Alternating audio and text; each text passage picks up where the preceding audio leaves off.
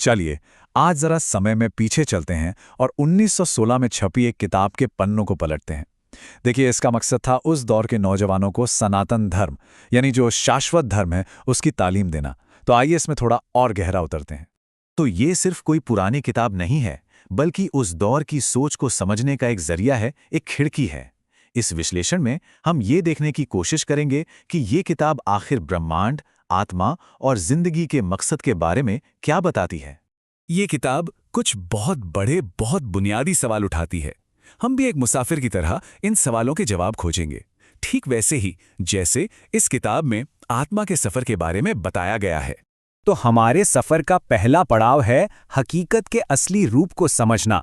जैसा कि इस किताब में समझाया गया है, हमारा वजूद इस विशाल ब्रह्मांड में आखिर है कहाँ।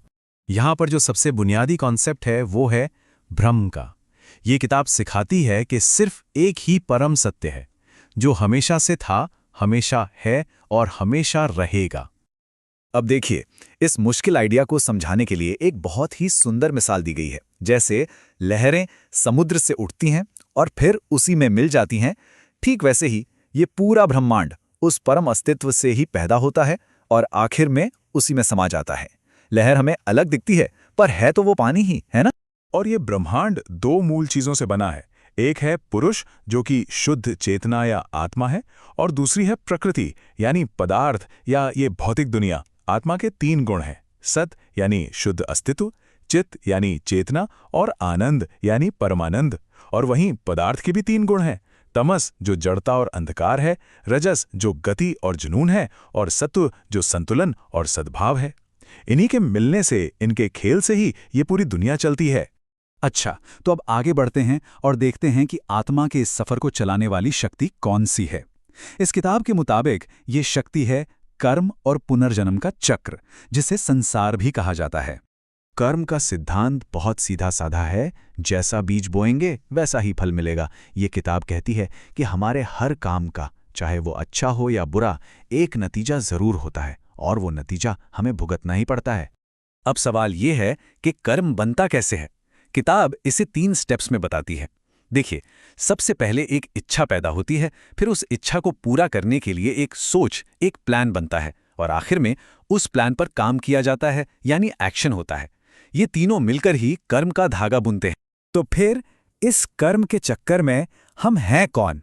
हमारी चेतना आखिर काम कैसे करती है?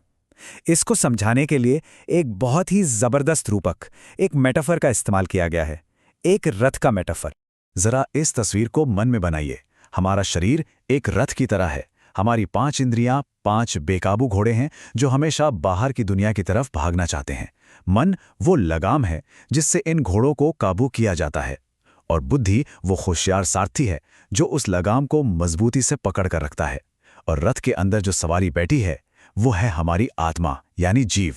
तो एक समझदार इंसान अपनी बुद्धि यानी सारथी से इंद्रियों रूपी घोड़ों को सही रास्ते पर ले जाता है, लेकिन एक नासमझ इंसान के घोड़े उसे जहां मर्जी खींचकर ले जाते हैं और उसे बार बार इसी संसार के चक्कर में वापस धकेल देते।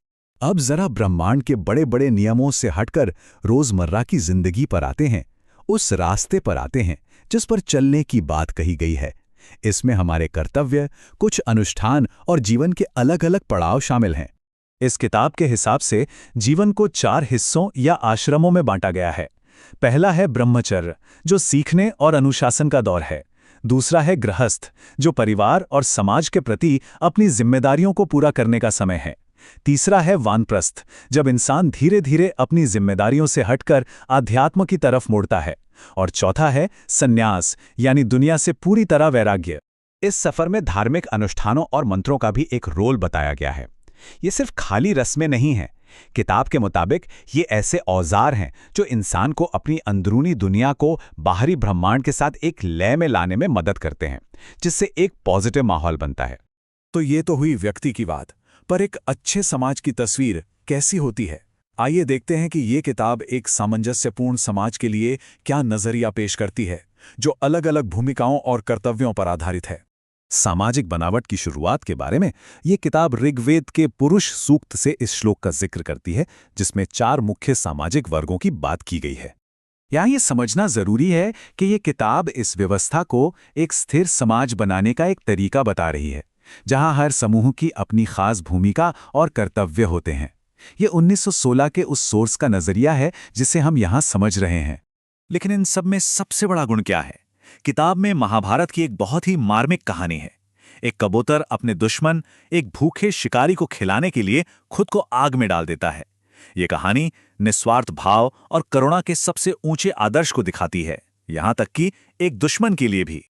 और अब हम पहुंचते हैं आत्मा की इस लंबी तीर्थ यात्रा की आखिरी मंजिल पर। आखिर इस पूरे अस्तित्व का, इस सफर का अंतिम मकसद क्या है? इस किताब के मुताबिक आखिरी मंजिल स्वर्ग पाना नहीं है, क्योंकि स्वर्ग भी टेम्परेरी है। असली मकसद है मोक्ष, यानी जन्म और मृत्यु के इस कभी न खत्म होने वाले चक्कर से हमेशा हमेशा के लिए आजाद हो जाना। तो ये मुक्ति है क्या? ये उस अनंत में मिल जाना है।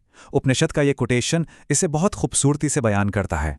असली खुशी छोटी मोटी चीज़ों में नहीं है, बल्कि उस अनंत, उस परम सत्य के साथ एक हो जाने में है। तो हमने 1916 की एक किताब के जरिए एक सफ़र तय किया। ये हमें सोचने पर मजबूर करता है कि एक सदी पहले लिखा गया एक शाश्वत कानून आज के मॉडर्न ज़माने में क्या मायने रखता है। इस पर विचार ज़रूर कीजिएगा।